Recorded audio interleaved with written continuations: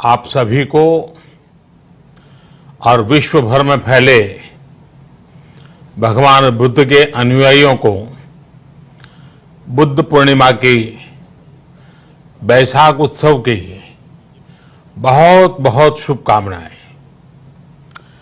ये मेरा सौभाग्य है कि मुझे पहले भी इस पवित्र दिन पर आपसे मिलने, आप सभी से आशीर्वाद लेने का अवसर मिलता रहा है।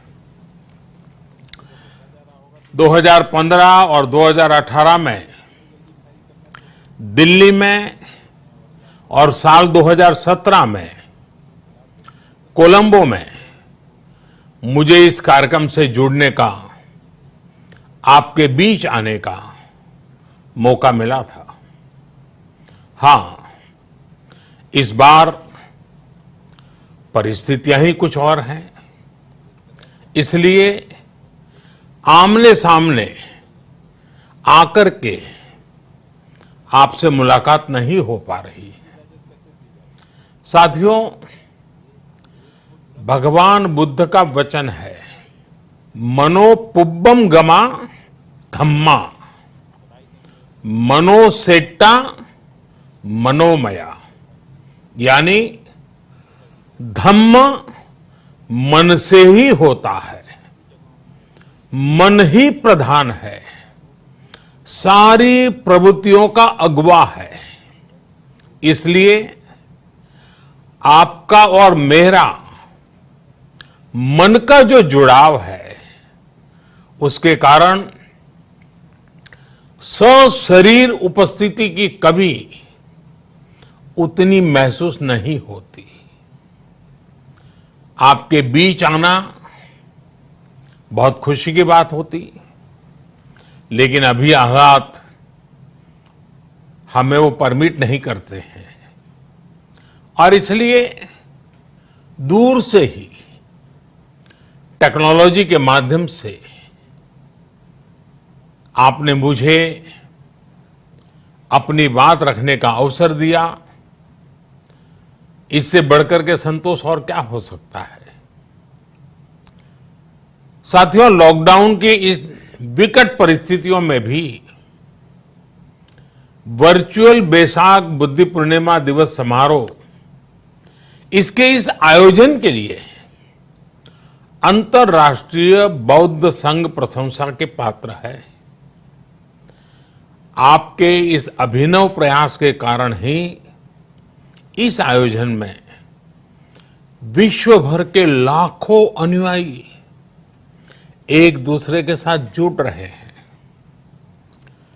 लुम्बिनी, बोधगया, सारनाथ और कुशीनगर के अलावा श्रीलंका के श्री अनुराधापुर स्तूप और वासुदेवा मंदिर में हो रहे समारोहों का इस तरह एकीकरण कितनी अद्भुत कल्पना है, कितना सुंदर दृश्य है।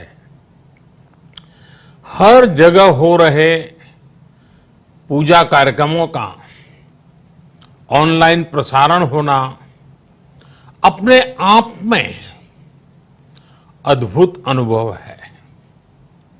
आपने इस समारोह को कोरोना वैश्विक महामारी से मुकाबला कर रहे पूरी दुनिया के हेल्थ वर्कर्स और दूसरे सेवा कर्मियों के लिए प्रार्थना सप्ताह के रूप में मनाने का संकल्प लिया है।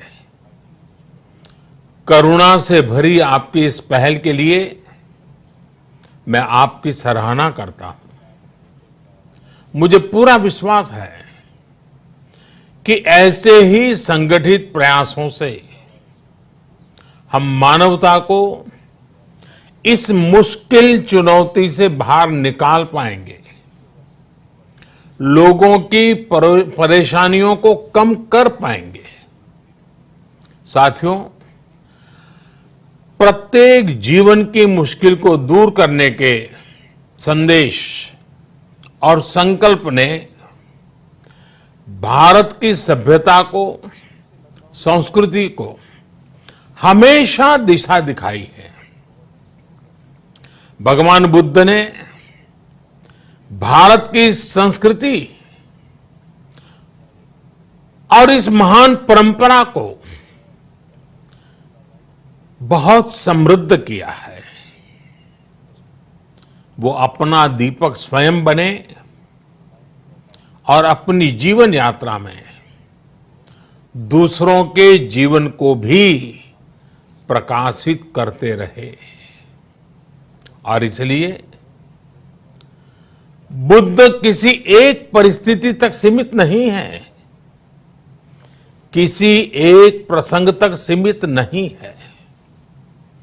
सिद्धार्थ के जन्म, सिद्धार्थ के गौतम होने से पहले और उसके बाद इतनी शताब्दियों में समय का चक्र अनेक स्थितियों, परिस्थितियों को समेटते हुए निरंतर चल रहा है। समय बदला, स्थिति बदली, समाज की व्यवस्थाएं बदली, लेकिन भगवान बुद्ध का संदेश हमारे जीवन में निरंतर प्रवाहमान रहा है। ये सिर्फ इसलिए संभव हो पाया है क्योंकि बुद्ध सिर्फ एक नाम नहीं है, बल्कि एक पवित्र विचार भी है। एक ऐसा विचार जो प्रत्येक मानव के हृदय में धड़कता है, मानवता का मार्गदर्शन करता है। बुद्ध त्याग और तपस्या की सीमा है। बुद्ध सेवा और समर्पण का पर्याय है। बुद्ध मजबूत इच्छा शक्ति से सामाजिक परिवर्तन की पराकाष्ठा है। बुद्ध वो है जो स्वयं को तपाकर, स्वयं को खपाकर, खुद को न्योछावर करके पूरी दुनिया में आनंद फैलाने के लिए समर्पित है।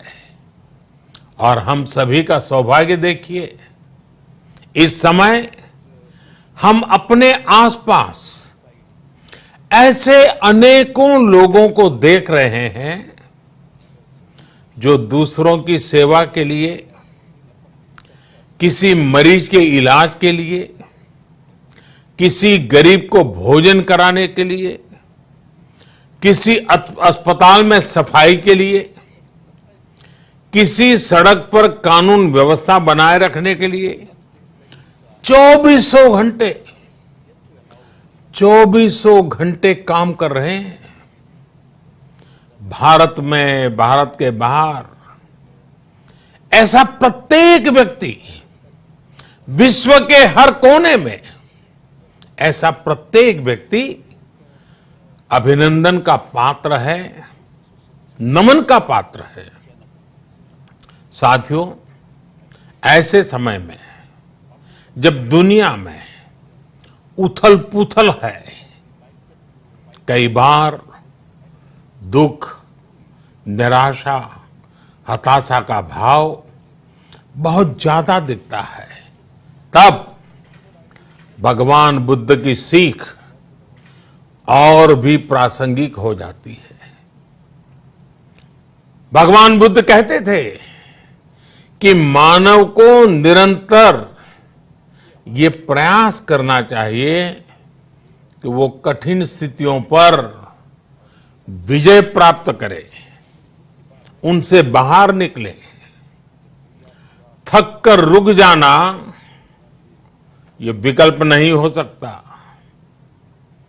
आज हम सब भी एक कठिन परिस्थिति से निकलने के लिए निरंतर जुटे हुए हैं, साथ मिलकर काम कर रहे हैं। भगवान बुद्ध के बताए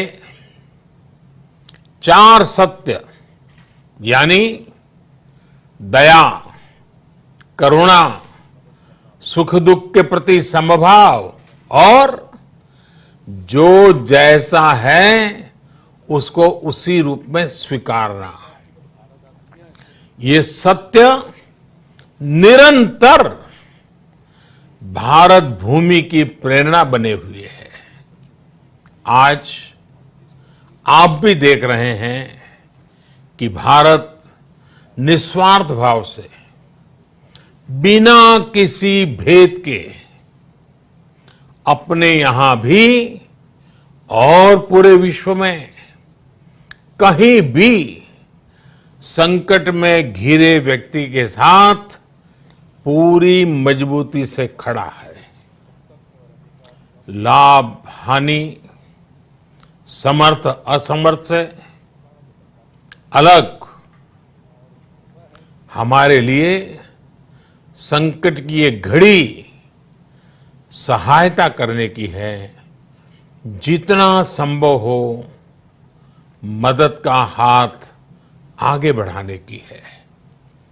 यही कारण है कि विश्व के अनेक देशों ने भारत को इस मुश्किल समय में याद किया और भारत ने भी हर जरूरतमंद तक पहुंचने में कोई कसर नहीं छोड़ी है।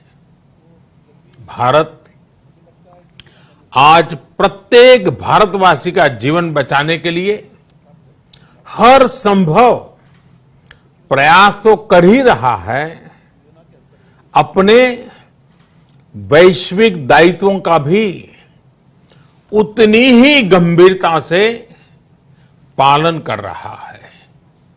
साथियों, भगवान बुद्ध का एक एक वचन, एक एक उपदेश मानवता की सेवा में भारत की प्रतिबद्धता को मजबूत करता है।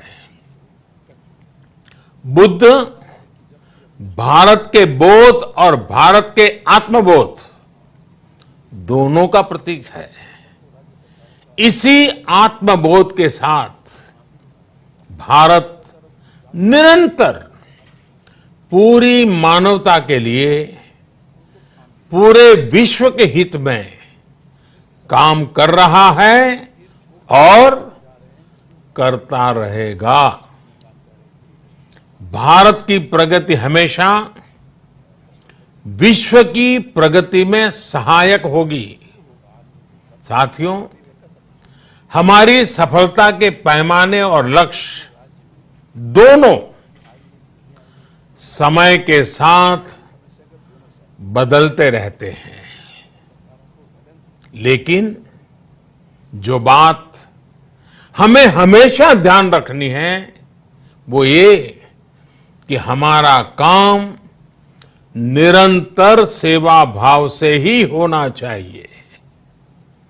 जब दूसरे के लिए करुणा हो, संवेदना हो और सेवा का भाव हो तो ये भावनाएं हमें इतना मजबूत कर देती हैं कि बड़ी से बड़ी चुनौती से आप पार पा सकते हैं। सुप्पबुद्धम पबुज्जन्ति सदा गौतम सावका, यानी जो दिन रात हर समय मानवता की सेवा में जुटे रहते हैं वही बुद्ध के सच्चे अनुयायी हैं। यही भाव हमारे जीवन को प्रकाशमान करता रहे, गतिमान करता रहे। इसी कामना के साथ आप सभी का बहुत बहुत आभार। इस मुश्किल परिस्थिति में आप अपना, अपने परिवार का, जिस भी देश में आप हैं वहां का ध्यान रखें, अपनी रक्षा करें और यथासंभव दूसरों की भी मदद करें। सबका स्वास्थ्य उत्तम रहे, इसी मंगल कामना के साथ मैं मेरी वाणी को विराम देता हूं।